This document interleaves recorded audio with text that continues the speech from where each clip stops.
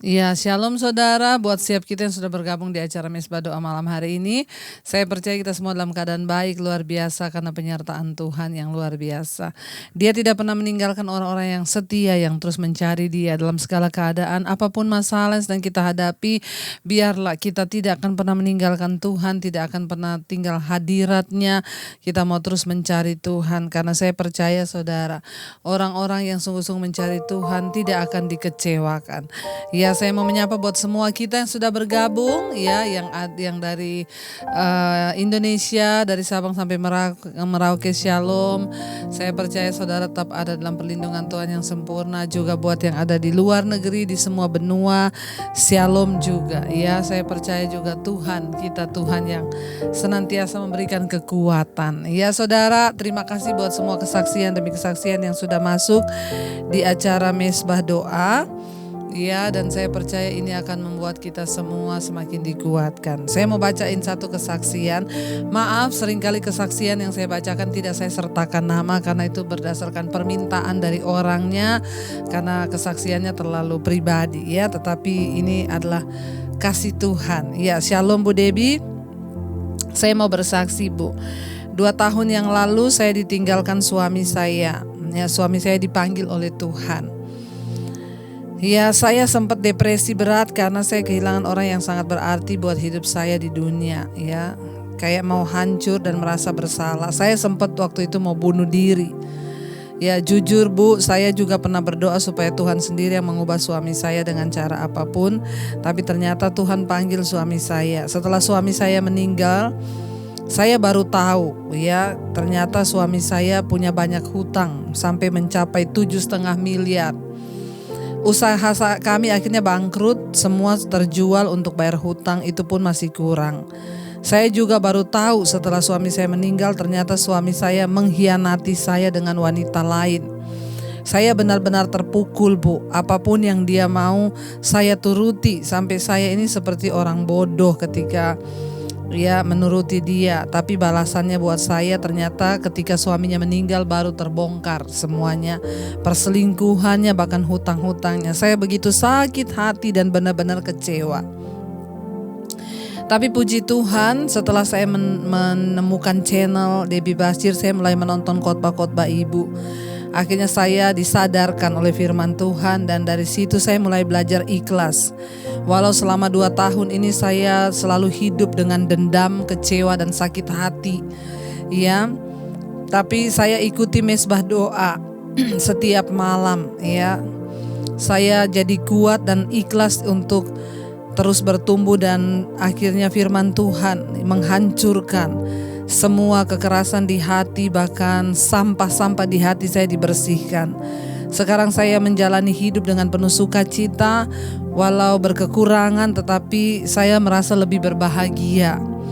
Saya menyesal kenapa saya baru ketemu channel ibu. Ya, saya baru tahu dari ibu saya dan saya mendapatkan berkat yang luar biasa dari semua khotbah-khotbah. Sekali lagi terima kasih Bu untuk pelayanannya. Semoga pelayanan ibu semakin luar biasa dan memberkati jiwa-jiwa. Iya, saudara, tidak mudah ya ketika dia kehilangan suaminya, dan justru ketika suaminya dipanggil Tuhan baru ketahuan ternyata suaminya punya perempuan lain dan juga punya hutang sampai 7,5 miliar. Dan dia hidup dalam kepahitan, saudara, ya. Tidak mudah, bayangkan kepahitan kepada orang yang sudah meninggal.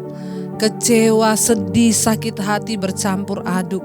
Tapi inilah kehidupan. Seringkali ya saya selalu berkata, kita tidak bisa mengendalikan semua keadaan di hidup kita, tapi kita bisa mengendalikan bagaimana cara kita berespon.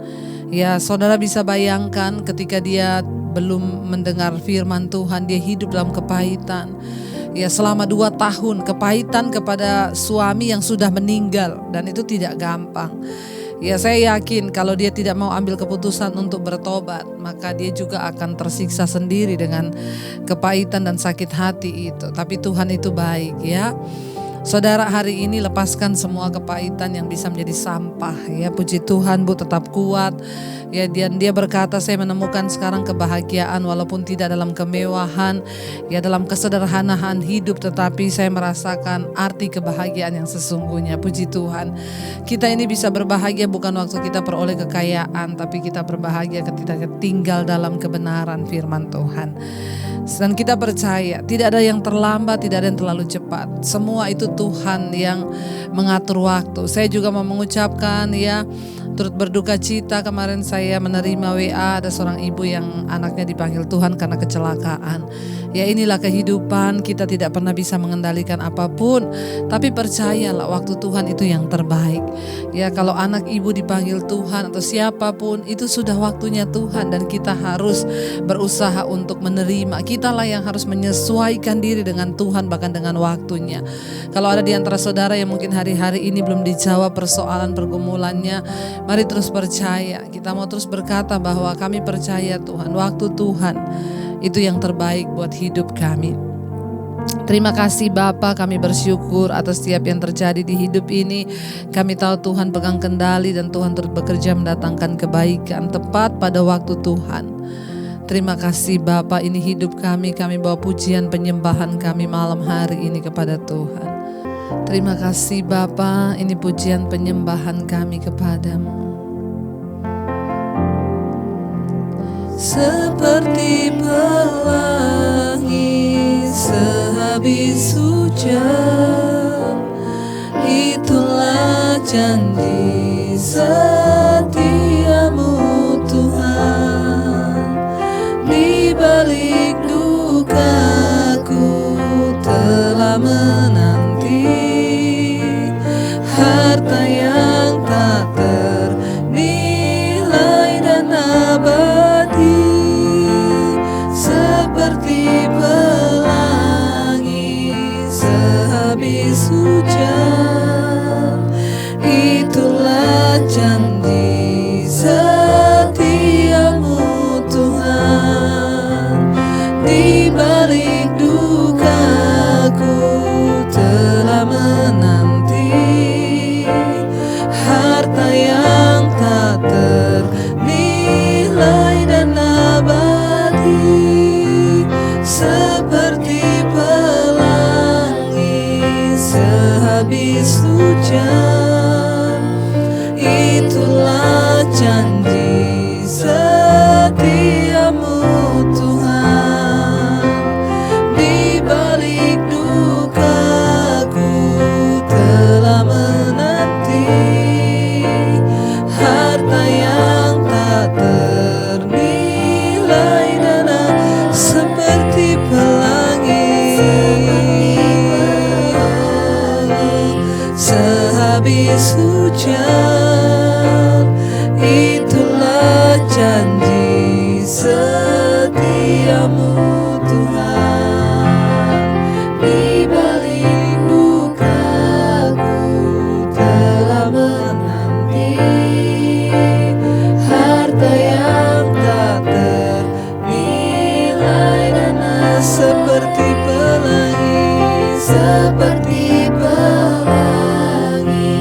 sehabis hujan, itulah janji setiamu Tuhan.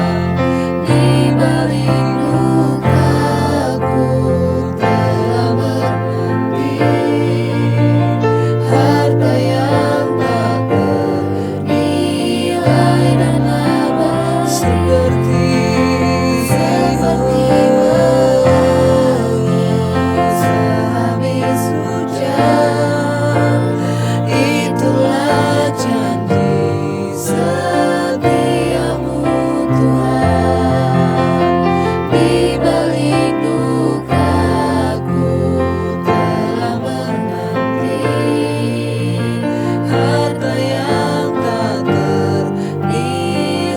dan abadi.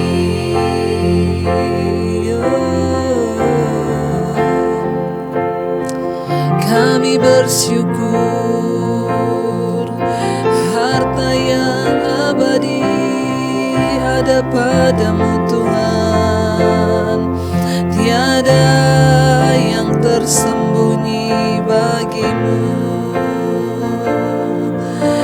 kami percaya setiap persoalan, setiap masalah yang terjadi di hidup kami itu karena Tuhan turut bekerja mendatangkan kebaikan bagi kami.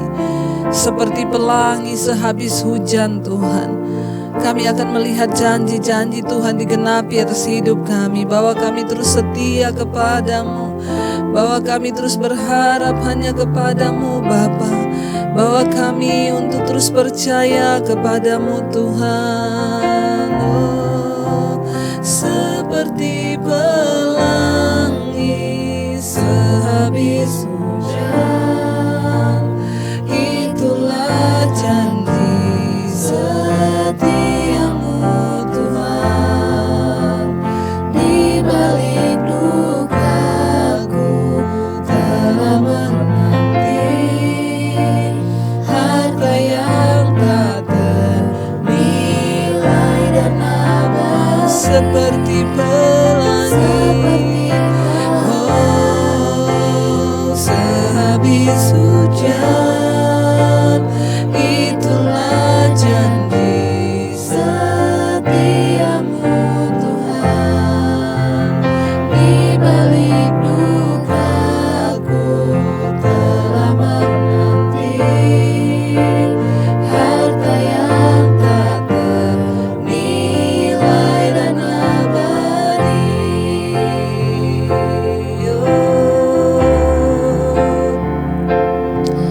Apapun yang terjadi di hidup kami tahu Tuhan, Engkau yang turut bekerja sampai tiba waktumu atas hidup kami.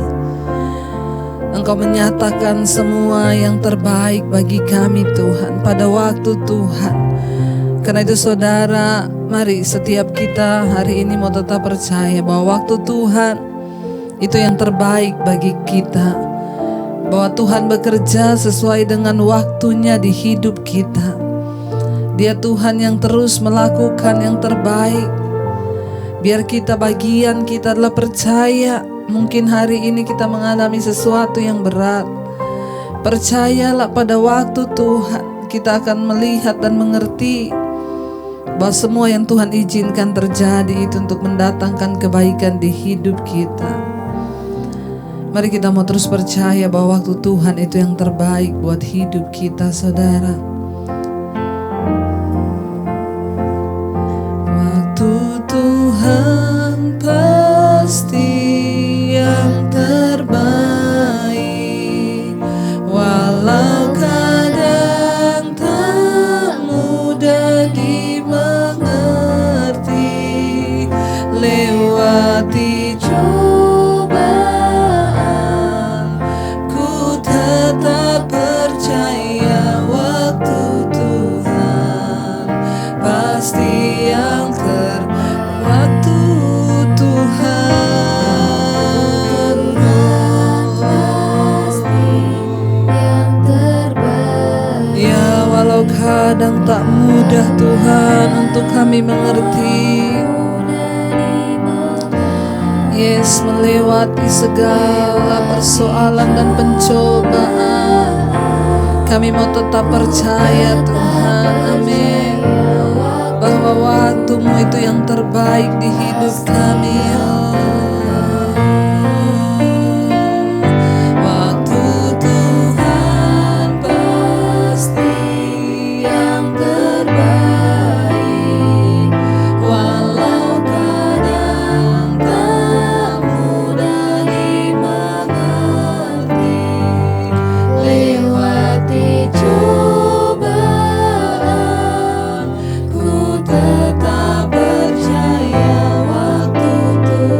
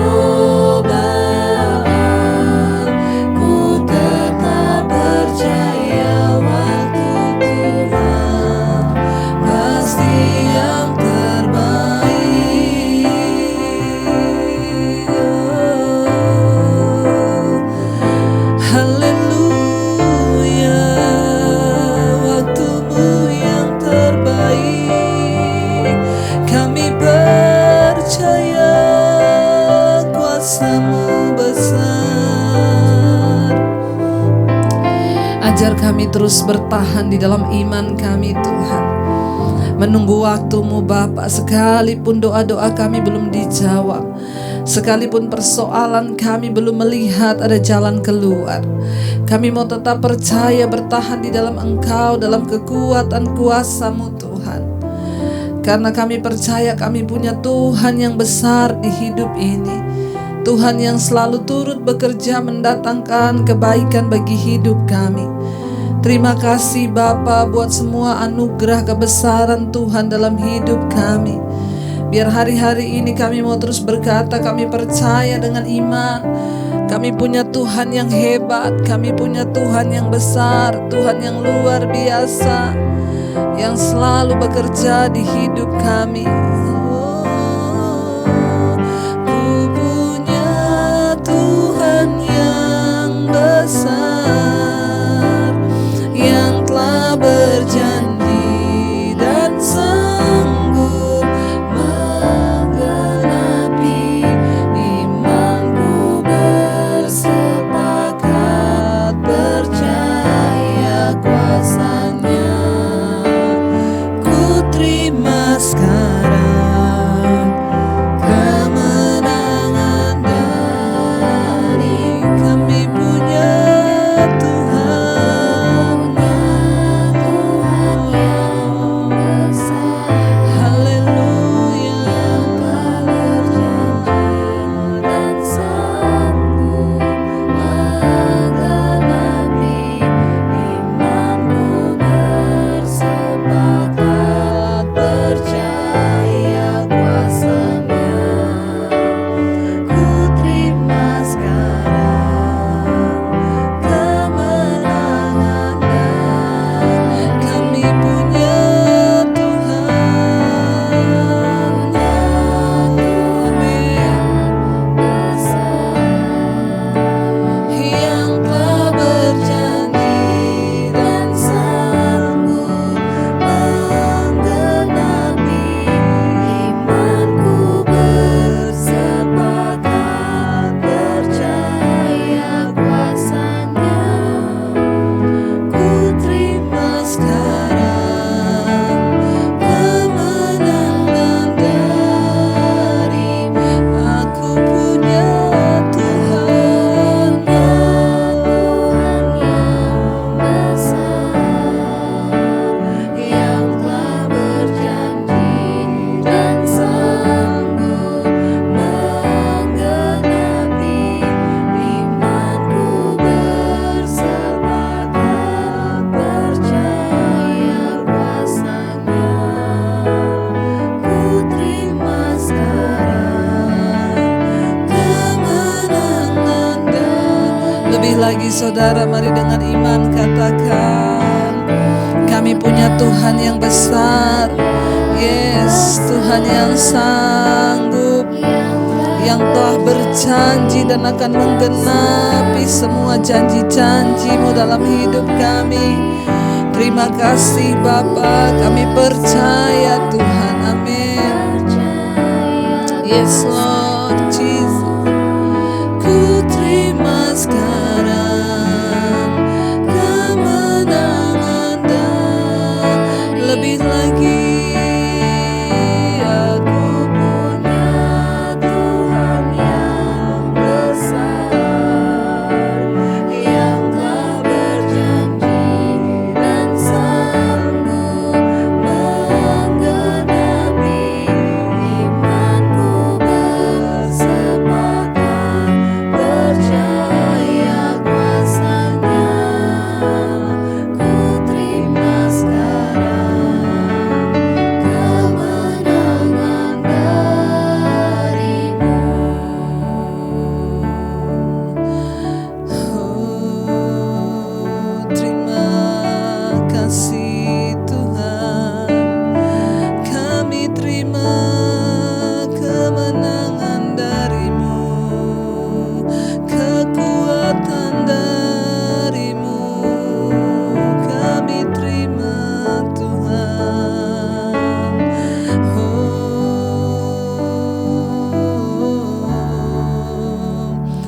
Engkau menjadi sumber kekuatan bagi setiap kami yang lemah Tuhan. Engkau menjadi sumber kepastian bagi setiap kami yang ragu dan takut hari-hari ini. Engkaulah segala-galanya di hidup kami, biar mata kami hanya tertuju kepada Tuhan. Biar mata kami hanya melihat kepada Engkau saja Tuhan. Terus Bapa bawa kami dalam iman percaya kepadamu Tuhan. Bahkan di hari-hari ini kami harus semakin lebih lagi menaruh iman percaya kami kepada Tuhan. Urapi setiap kami, berkati setiap kami malam ini. Kami mau belajar firman Tuhan. Tuhan membuka hati kami untuk sungguh-sungguh mengerti jalan-jalan-Mu di hidup kami Bapa. Urapi hamba-Mu yang tidak ada apa-apanya. Dalam nama Yesus kami bersyukur. Haleluya. Amin, amin, amin. Iya, saudara, shalom. Ya, saya mengucapkan selamat malam juga buat yang baru bergabung. Ya, tetaplah setia untuk berdoa, saudara ya. Baik, kita akan lanjutkan pembacaan kita sekarang Yesaya pasal 28. Ya, pasal 28 sekarang ayat yang ke-16, saudara. Ya, kemarin sampai ayat 15, ayat 16. Sebab itu beginilah firman Tuhan Allah, sesungguhnya aku meletakkan sebagai dasar di Sion sebuah batu. Batu yang teruji, sebuah batu penjuru yang mahal, suatu dasar yang teguh. Siapa yang percaya tidak akan gelisah. Ya, ayat 16 ini dikatakan Tuhan berkata, ya sebab itu sesungguhnya ya, aku meletakkan sebagai dasar di Sion sebuah batu. Batu yang teruji, sebuah batu penjuru yang sangat mahal. Suatu dasar yang teguh, siapa yang percaya tidak akan gelisah. Jika kita sedang membangun sesuatu, saudara, maka diperlukan fondasi atau dasar. Itu biasanya pakai batu-batu yang kokoh, batu yang kuat, saudara ya. Nah, di sini ya saya tentang berbicara tentang suatu fondasi, ya batu penjuru yang berharga. Semua orang itu kalau bangun rumah itu kan pasti ada satu ya batu penjuru, fondasi yang ditempatkan di dasar. Ya, batu penjuru yang dimaksud di kitab Yesaya ini adalah Mesias ya. Mesias yang akan datang, dialah fondasi yang atasnya kita akan membangun kehidupan kita. Ya, apakah kehidupan kita dibangun di atas firman Tuhan atau sesuatu yang lain? Perhatikan ayat 16 berkata, sebab itu beginilah firman Tuhan Allah, sesungguhnya aku meletakkan sebagai dasar di Sion sebuah batu yang teruji, sebuah batu penjuru yang mahal. Ya, suatu dasar yang teguh, siapa yang percaya tidak akan gelisah. Saudara, hari-hari ini apakah saudara masih gelisah?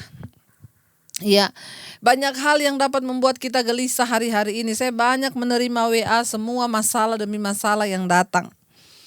Ya, saudara, saya tahu kita menghadapi hidup yang penuh dengan masalah. Saya bukan tidak pernah mengalami, saya mengalami yang namanya masalah. Bahkan berulang-ulang saya menyaksikan bagaimana saya hidup bukan titik nol lagi, tanpa apa-apa, tanpa uang, berjuang sendirian. Tapi ketika kita percaya kepada Tuhan, menaruh harapan kita pada Tuhan, maka Tuhan yang akan memberikan kita kekuatan. Semua saudara yang WA kepada saya, jangan kecewa kalau saya hanya membalas dengan satu kalimat yang sederhana, cari Tuhan sungguh-sungguh. Iya, tidak ada lagi yang lain. Apalagi kalau membaca banyak persoalan yang begitu rumit, saya juga tidak bisa menolong. Hanya Tuhanlah tempat kita berlari. Cari Tuhan sungguh-sungguh. Itu kayaknya satu perkataan yang sederhana. Tapi kalau kita sungguh-sungguh mencari Tuhan. Tadi kita sudah mendengarkan kesaksian yang saya bacakan di awal. Seorang ibu kehilangan suaminya. Waktu kehilangan pertama kali suami meninggal secara mendadak, dia syok, dia berduka, dia sedih. Tetapi ketika meninggal baru ketahuan. Ternyata punya selingkuhan. Ya, dan juga utang sampai miliaran.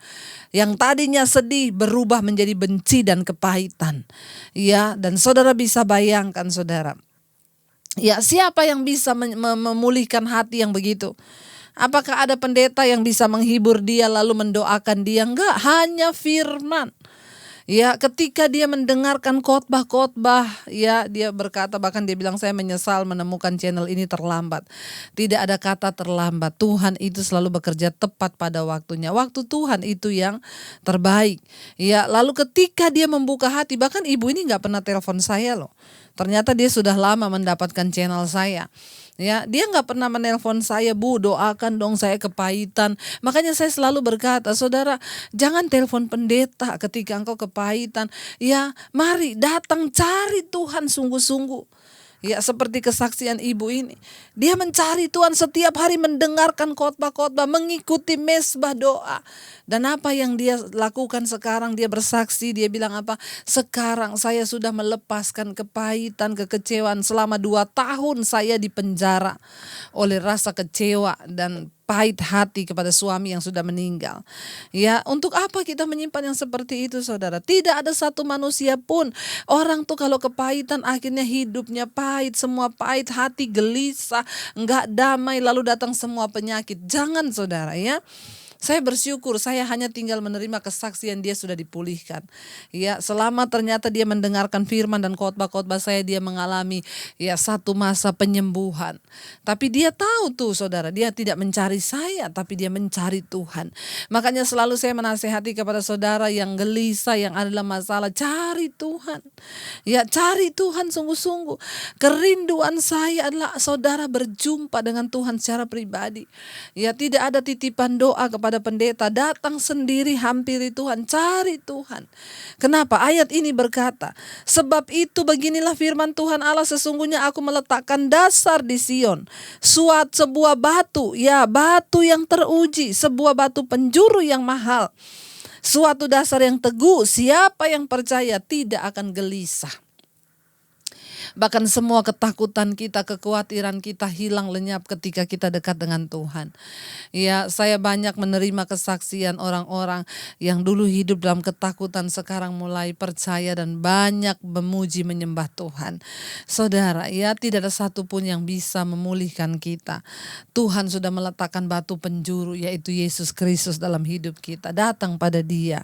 Barang siapa yang percaya tidak akan gelisah hidupnya, tidak akan lagi tertekan, marah, kecewa, tapi sungguh-sungguh akan dilepaskan dan mengalami damai sejahtera bersama Tuhan. Ayat 17 berkata, ayat 17 ya. Dan aku akan membuat keadilan menjadi tali pengukur, ya, dan kebenaran menjadi tali sipat. Hujan batu akan menyapu bersih perlindungan bohong, dan air lebat akan menghanyutkan persembunyian. Ya, saudara, jangan, kemarin kita sudah baca, orang-orang fasik itu menjadikan tempat perlindungannya kebohongan. Ya, kefasikan adalah tempat mereka berteduh. Di sini dikatakan, ya, Tuhan akan membuat keadilan menjadi tali pengukur. Tuhan itu adil. Ya, dan Dia itu mengukur hidup kita ini dengan pengadilannya, keadilannya. Jangan terus hidup dalam dosa, bermain-main dengan dosa, saudara, karena Tuhan berkata Dia akan menjadikan keadilan menjadi tali pengukur dan kebenaran menjadi tali sipat, saudara, ya. Dan kita melihat, saudara, bahwa Tuhan itu Tuhan yang akan menghakimi seluruhnya. Makanya itu jangan bermain-main lagi dengan dosa. Kenapa, saudara? Ya, karena perlindungan bohong ya satu saat akan disapu bersih, kata firman Tuhan. Ya, bahkan air lebat akan menghanyutkan persembunyian. Tidak ada seorang pun yang bisa bersembunyi di balik dosa. Tidak ada seorang pun yang bisa ya menutupi segala kenajisan, segala kefasikan, segala dosa, karena semua akan dilenyapkan. Lebih baik mari kita bertobat dan sungguh-sungguh hidup di dalam jalan kebenaran. Ayat yang ke-18 berkata, perjanjianmu dengan maut itu akan ditiadakan, dan persetujuanmu dengan dunia orang mati itu tidak akan tetap berlaku. Apabila cemeti berdesik-desik dengan kerasnya, kamu akan hancur diinjak-injak, saudara, ya. Jadi ingat ya, saudara, ketika orang terus hidup di dalam dosa, saudara, percayalah kita akan mengalami maut dan kematian. Tapi ketika kita mau bertobat, ya, maka perjanjian dengan maut itu ditiadakan. Persetujuan dengan orang mati itu tidak akan tetap berlaku. Apabila cemeti berdesik-desik, hajaran Tuhan datang dengan kerasnya, ya, maka kita ini akan hancur Tujuannya apa? Kita berpaling pada Tuhan. Ayat 19, seberapa kali ia datang, ia akan menyeret kamu. Sebab pagi demi pagi ia akan datang, pada waktu siang dan pada waktu malam. Maka adalah semata-mata kengerian untuk mengerti firman yang didengar. Ya, mari saudara, daripada kita ini diseret oleh penghukuman Tuhan dari pagi ke pagi, ya di situ dikatakan dari siang dan pada waktu malam, ya maka semata-mata hanya kengerian, ya untuk mengerti firman yang didengar. Ya, daripada kita harus mengalami yang seperti itu dulu baru mau mengerti dan melakukan firman. Jangan sampai kita mengalami kengerian baru kita mau bertobat. Masih untung kalau dikasih kesempatan bertobat. Kalau tidak ada kesempatan, tiba-tiba meninggal serangan jantung, ya tidak ada waktu untuk bertobat. Mari kita sungguh-sungguh hidup di dalam perkenanan Tuhan. Ya, kita mau terus jaga hidup dalam kebenaran. Semua iri hati, kebencian, kedengkian, amarah, kekecewaan buang di dalam nama Tuhan Yesus. Ya, jangan lagi ada sesuatu yang tidak berkenan di hadapan Tuhan masih kita simpan lagi di dalam hidup dan hati kita. Ya, ayat ini berkata, maka adalah semata-mata kengerian untuk mengerti firman yang didengar. Jangan sampai saudara, nanti sudah kengerian datang baru kita mau mengerti firman. Setiap hari kita dengar firman tapi kok nggak ngerti-ngerti. Setiap hari mendengar khotbah tapi kok nggak berubah-berubah. Jangan sampai Tuhan memukul dengan kengerian baru mau mengerti firman. Selama dikasih kesempatan waktu, buka hatimu lebar-lebar untuk kebenaran firman dan katakan, Tuhan, kami mau sungguh-sungguh hidup di dalam pertobatan dan perkenanan-Mu. Ada banyak orang berpuluh tahun jadi Kristen, ya hidup tiap hari kayaknya ayat firman Tuhan, tapi kenapa nggak berubah-berubah? Ya tetap hidup dalam permusuhan, tetap hidup dalam pertikaian, dalam kepahitan, kenajisan, percabulan. Bertobat saudara. Kita mau minta Tuhan untuk pulihkan hati dan hidup kita. Ayat yang berikutnya kita baca sama-sama, ayat yang ke-20. Sebab tempat tidur akan kurang panjang untuk dipakai membujurkan diri, dan selimut akan kurang lebar untuk dipakai menyelubungi diri. Ya artinya apa saudara? Ya tidak nyaman lagi orang hidup itu kalau dalam dosa dan tidak bertobat.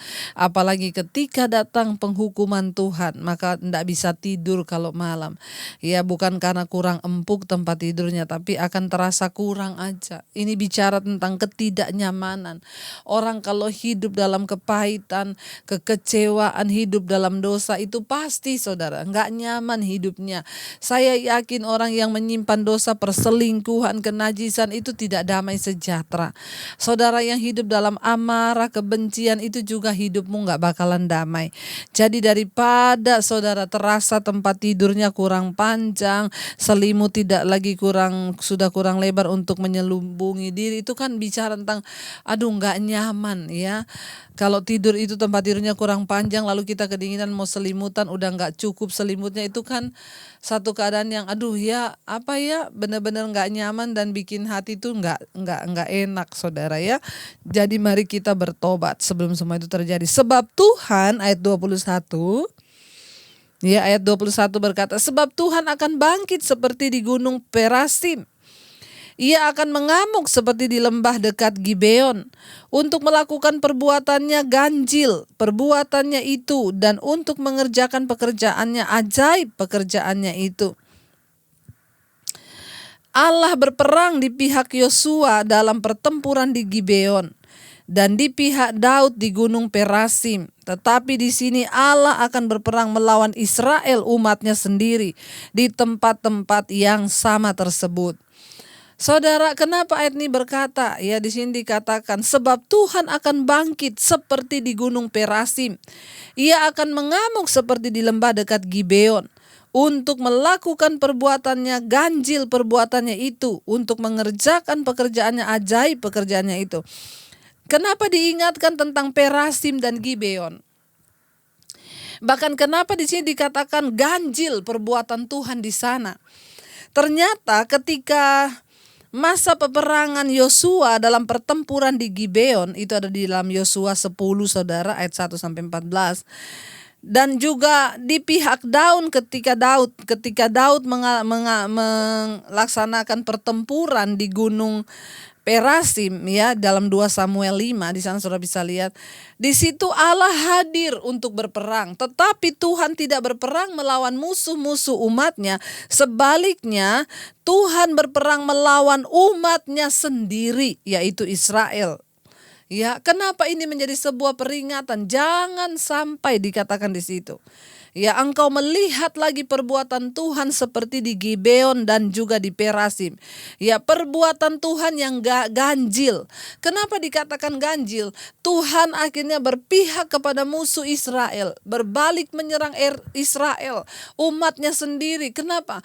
Karena mereka itu tidak lagi taat dan dengar-dengaran pada firman Tuhan. Seringkali Tuhan akan mengizinkan kita mengalami sesuatu yang tidak enak. Sepertinya Tuhan menghukum. Ada kalanya juga kita melihat, saudara, rasanya kenapa hidup saya kok kayak begini. Ya, tapi biar kita mau percaya bahwa Tuhan itu ya seringkali mengizinkan yang seperti itu. Kenapa, saudara? Ya, untuk menunjukkan bahwa ya Tuhan itu membela musuh Israel loh. Berbalik, maka di sini dikatakan perbuatannya ganjil. Ya, tidak normal apa yang Tuhan lakukan. Kenapa? Dia berbalik melawan Israel, umatnya sendiri. Ya, karena dia melihat bangsa ini sudah jauh meninggalkannya. Mari kita berbalik, saudara, ya, supaya yang buruk tidak terjadi. Ayat yang berikutnya berkata, oleh sebab itu janganlah kamu mencemooh supaya tali belenggumu jangan semakin keras. Sebab ku dengar tentang kebinasaan yang sudah pasti dan datang dari Tuhan Allah semesta alam seluruh negeri itu. Ya, jangan mencemooh. Ada orang-orang yang mencemooh kebenaran. Ya, orang khotbah kebenaran dicemooh, orang melakukan kebenaran dicemooh. Ya, jangan, sebelum tali belenggumu semakin keras lagi Tuhan mengikat, ya. Dan kebinasaan yang sudah pasti akan datang menimpa kamu dari Tuhan Allah semesta alam atas seluruh negeri itu. Mari kita sungguh-sungguh bertobat kepada Tuhan, saudara. Iya, kita lihat ayat yang ke-23. Ini masuk perikop yang baru kalau saudara pegang Alkitab. Judul perikopnya kebijaksanaan Tuhan. Ya. Ayat 23, pasanglah telinga dan dengarkanlah suaraku, perhatikanlah dan dengarkanlah perkataanku. Ya, ini kata Yesaya, saudara, ya. Yesaya menyuruh bangsa itu, pasang telingamu, dengar perkataanku. Setiap harikah orang membajak, mencangkul dan menyisir tanah untuk menabur? Bukankah setelah meratakan tanahnya ia menyerahkan jintan hitam dan menebarkan jintan putih, menaruh gandum jewawut dan jelai kehitam-hitaman dan sekoi di pinggirnya? Mengenai adat kebinasaan ia telah diajari, diberi petunjuk oleh Allahnya. Ya, sebab jintan hitam tidak diirik dengan eretan pengirik dan roda gerobak tidak dipakai untuk menggiling jintan putih. Tetapi jintan hitam diirik dengan memukul-mukulnya dengan galah dan jintan putih dengan tongkat. Ayat 28, apakah orang waktu mengirik memukul gandum sampai hancur? Sungguh tidak, orang tidak terus-menerus memukulnya sampai hancur. Dan sekalipun orang menjalankan di atas gandum itu jentera gerobak dengan kudanya, namun orang tidak akan menggilingnya sampai hancur. Dan ini pun datangnya dari Tuhan semesta alam. Ia ajaib dan keputusan dan agung dalam kebijaksanaan. Saudara, ya, Yesaya 28 ayat 23 sampai 29 bicara tentang petani. Petani memakai peralatan khusus untuk menanam dan menuai tanaman-tanaman lembut supaya tidak akan menghancurkan tanaman-tanaman itu. Dia tidak mempertimbangkan betapa rentannya tanaman tersebut. Demikian juga Tuhan. Ya, Tuhan Allah mempertimbangkan segala keadaan dan kelemahan pribadi kita. Dia menangani kita masing-masing secara dengan caranya yang unik, saudara. Ya, kita hendaknya mengikuti teladannya, ya, ketika berurusan dengan orang lain, ya, orang yang membutuhkan saudara apa yang perlu kita lakukan. Jadi gini, ini berbicara tentang begini saudara. Ya, Yesaya sedang membicarakan kepada umat Israel. Dia bilang, perhatikan, judulnya aja kebijaksanaan Tuhan. Dia bilang apa? Setiap hari ke orang membajak, mencangkul dan menyisir tanahnya untuk menabur. Ya, masa orang nggak mungkin kan tiap hari mencangkul terus menanam terus, ya enggak. Ada waktu. Saya mau bicara tentang waktu penghukuman dan waktu pengampunan Tuhan. Ini nggak ada dalam catatan. Ini Tuhan kasih saya hikmat untuk ngomong. Ini berbicara tentang waktu, ya. Ada waktu untuk mencangkul, ada waktu untuk menanam. Artinya apa? Tidak selama-lamanya Tuhan itu murka. Ya, Tuhan tahu. Seperti seorang petani, dia kan tidak memukul gandum sampai hancur. Dia tahu batasan dipukulnya sampai kapan. Oh, gandumnya sudah lepas, sudah cukup, stop. Ya, kita nggak perlu mengajari Tuhan. Ada waktu Tuhan. Ya, tidak selamanya Ia murka, tidak selamanya Ia marah. Ya, ada waktu. Waktunya kapan? Ya, tergantung kita nih mau bertobatnya kapan. Di sini berbicara tentang jintan hitam, jintan putih. Kalau jintan hitam itu caranya diolah bagaimana? Dengan galah dipukul-pukul. Jintan putih memakai tongkat. Beda-beda saudara, cara Tuhan mendidik setiap orang tuh berbeda-beda. Ya, mungkin saya bisa mengalami proses yang begitu keras di dalam mengikut Tuhan, tapi tidak demikian dengan saudara.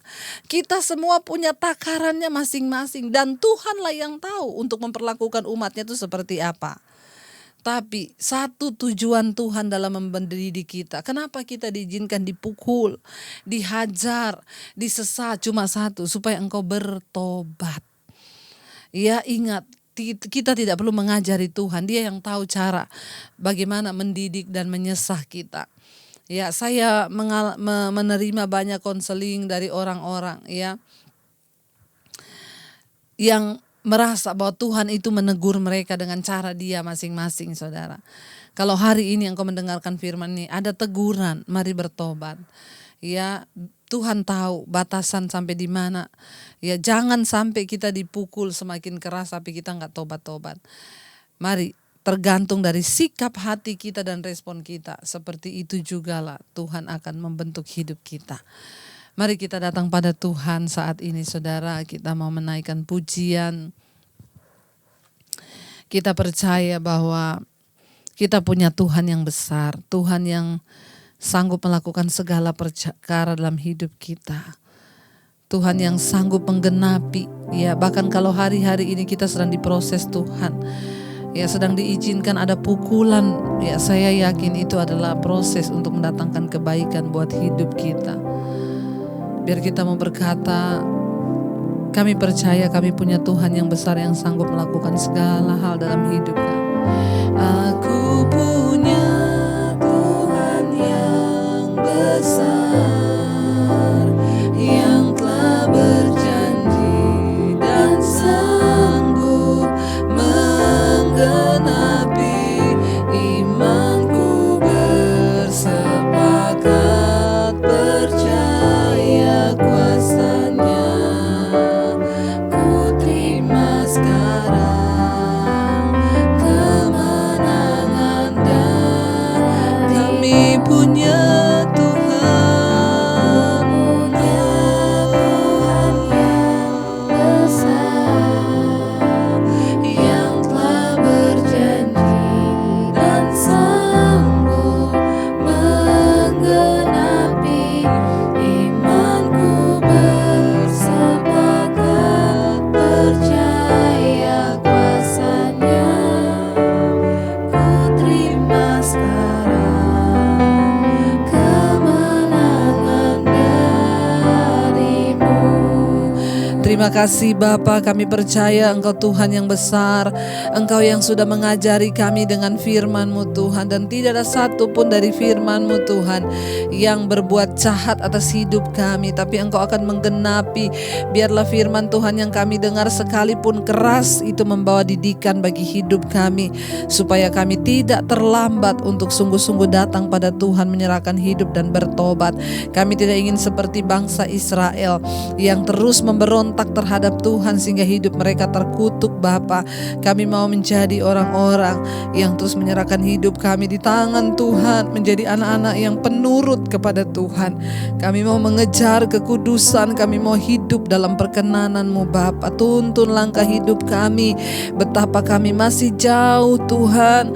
Engkaulah yang sanggup membawa kami Tuhan untuk terus dekat dengan Tuhan, bukan karena kuat gagah kami, hanya karena Roh-Mu ya Tuhan.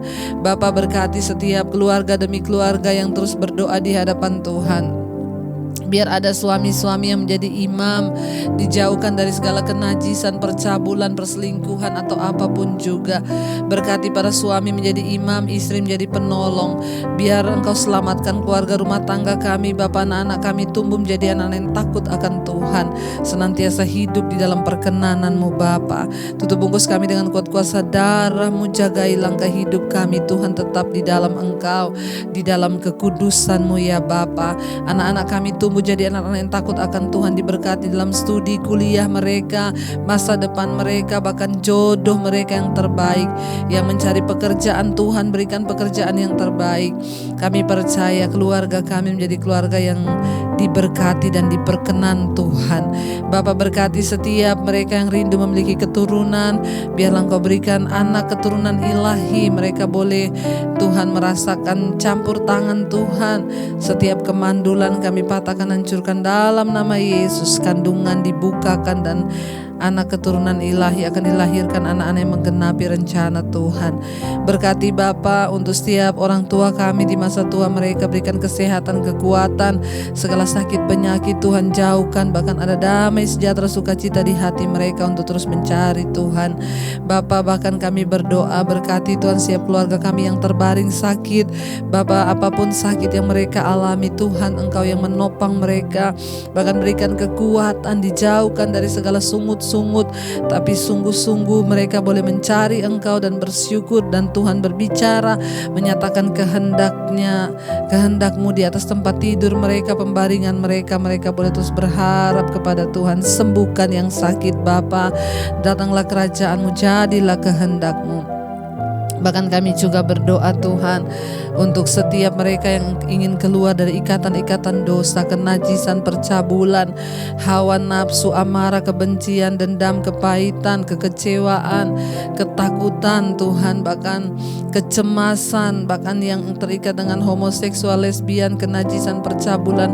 Kami tolak dalam nama Tuhan Yesus. Lepaskan yang terikat, berikan kuasa-Mu, damai sejahtera-Mu mengalir. Tuhan juga terus tutup bungkus setiap fakir miskin, anak-anak terlantar Tuhan. Engkau jagai, lindungi, jauhkan dari segala yang buruk, tapi pertemukan dengan Tuhan dan juga orang-orang menjadi saluran berkat-Mu. Berkati bangsa Indonesia, shalom atas Indonesia, turunlah damai sejahtera atas Indonesia. Dari Sabang sampai Merauke Tuhan, lawatan Tuhan terjadi, hujan pertobatan terjadi. Ampuni bangsa ini, sucikan bangsa ini. Segala kuasa sakit, penyakit, virus corona di atas bangsa kami ikat, patahkan, hancurkan. Tidak ada kematian massal, yang ada pertobatan massal, bahkan kesembuhan massal. Berkati Presiden Jokowi dan Ma'ruf Amin Tuhan, biar mereka boleh bekerja sesuai dengan tuntunan Tuhan. Kami terus berdoa memohon anugerah Tuhan atas mereka, supaya mereka sungguh-sungguh takut akan Tuhan dan mengerjakan semuanya sesuai dengan apa yang Tuhan nyatakan. Pakai mereka Tuhan sebagai wakil-Mu atas bangsa ini. Terima kasih Bapa, Engkau juga terus memberkati TNI Polri di dalam tugas mereka menjalankan apa yang berkenan Tuhan. Segala kejahatan apapun Tuhan akan bereskan. Bahkan kami percaya Tuhan tutup bungkusan kuat kuasa darah-Mu setiap keluarga mereka Bapa. Tuhan berkati bangsa ini, semua anggota MPR, DPR, semua kabinet yang ada, kepala-kepala pemerintahan di mana saja berada Tuhan, tutup bungkus dan berikan roh takut akan Tuhan. Berkati tim medis dimanapun bekerja, lindungi, jauhkan dari segala infeksi virus corona. Tuhan menjaga, memberikan kekuatan Bapa. Kami tetap percaya bahwa Engkau Tuhan yang tidak pernah berubah, kuasa-Mu dahulu, sekarang, sampai selama-lamanya tidak berubah. Bapa, berkati benua-benua di mana saja berada, semua mereka yang berdoa di negara-negara manapun, Tuhan tutup bungkus dengan kuat kuasa darah-Mu. Kami percaya tidak ada kematian massal, yang ada kesembuhan massal, perlindungan Tuhan sempurna atas setiap mereka yang berdoa. Terima kasih buat malam hari ini kami membuka hati dan tangan kami untuk menerima berkat Tuhan. Diberkatilah Engkau dalam kehidupan-Mu, diberkati rumah tangga-Mu, diberkati kesehatan-Mu, diberkati keuangan-Mu. Engkau akan menjadi berkat bagi banyak orang. Terimalah kiranya berkat dari Allah Bapa, cinta kasih Tuhan Yesus Kristus, penyertaan manis Allah Roh Kudus menyertai hidupmu mulai dari hari ini bahkan sampai kali yang kedua Tuhan Yesus datang menjemput kita semua. Nama-Mu tercatat dalam kitab kehidupan. Dalam nama Yesus, yang percaya diberkati Tuhan katakan bersama amin. Tuhan Yesus memberkati. Shalom. Dan kalau Anda diberkati dengan channel ini, jangan lupa pencet like, subscribe, komen. Jangan lupa bagikan mesbah doa kepada semua sahabat saudara agar mereka juga diberkati oleh Tuhan. Shalom, selamat malam, Tuhan memberkati.